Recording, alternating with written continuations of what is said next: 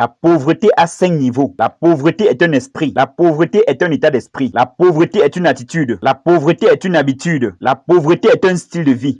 Donc, lorsque vous voyez quelqu'un dans un état de pauvreté, ou vous voyez quelqu'un à un certain niveau de pauvreté, vous vous dites, ah, cette personne est pauvre. Si cette personne part voir un religieux, disons un pasteur, pour qu'il l'aide, la première chose qu'ils feront, ils vont dire, Akoraba, que tout esprit de pauvreté qui est dans ce corps sorte. Sors, tout esprit de pauvreté. Vous voyez, si vous combattez l'esprit de pauvreté, parce que vous avez vu la personne dans un état de pauvreté, vous avez combattu l'esprit. Mais cela ne change pas l'état de cette personne. Pourquoi? Parce que l'esprit de pauvreté n'est pas omniprésent. Il n'est pas partout au même moment.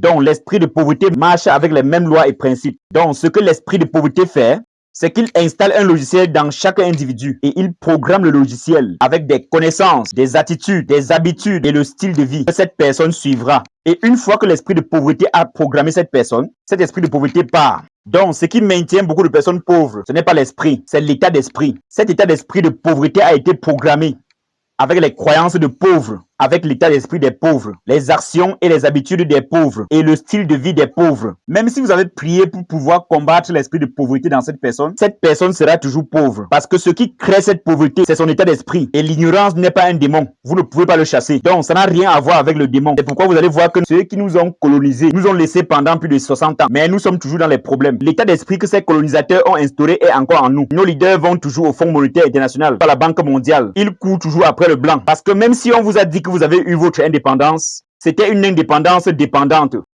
C'est une indépendance qui vous libère physiquement, mais vous retient mentalement. Donc, lorsque vous me demandez quand est-ce que j'ai compris cela en 98, quand mon argent était le même. Cela s'est passé à l'intérieur de moi. Vous devez devenir riche pour attirer la richesse. Vous devez devenir riche pour attirer les riches. Donc, je suis devenu riche en 98, mais cette richesse a commencé à se manifester en 2001. Est-ce que vous comprenez? Si je perds tout ce que j'ai maintenant, je ne serai pas un homme pauvre parce que je suis devenu riche. Je connais ce qu'il faut faire pour attirer la richesse. C'est ce qui m'est arrivé et c'est ce qui devrait arriver à tout le monde. Par exemple, si je te donne 10 millions maintenant, si tu ne vaux pas 10 millions à l'intérieur, ces 10 millions vont se réduire à ce que tu es à l'intérieur. Votre richesse est en fait qui vous êtes devenu. Vous devez être avant de faire, avant d'avoir. Les gens pensent toujours qu'est-ce que je veux faire. Il ne s'agit pas de ce que vous allez faire. C'est qui devrais-je devenir. Vous devez devenir la personne à qui on peut confier le montant d'argent que vous cherchez. C'est comme ça que les choses marchent.